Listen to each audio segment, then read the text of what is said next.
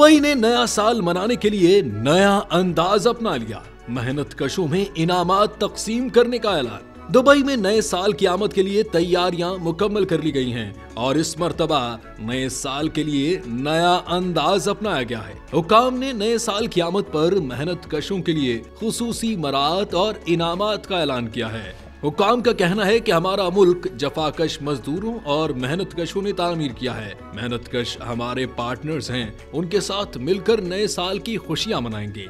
Dubai के हुकाम का कहना है कि नए साल पर 2 दिन मेहनत कशों के लिए हाई स्पीड मुफ्त इंटरनेट दस्तयाब होगा। हुकाम ने ऐलान किया है कि सोने के जेवरात मेहनत कशों के खानदानों के लिए बतौर तोहफा मिलेंगे। मेहनत कशों को 2 नई गाड़ियां भी बतौर तोहफा दी जाएंगी। मेहनत कश को 30 फ्री टिकट्स दिए जाएंगे, जबकि 5 लाख दिरहम के मुख्तलिफ इनामात भी मेहनत कशों को मिलेंगे।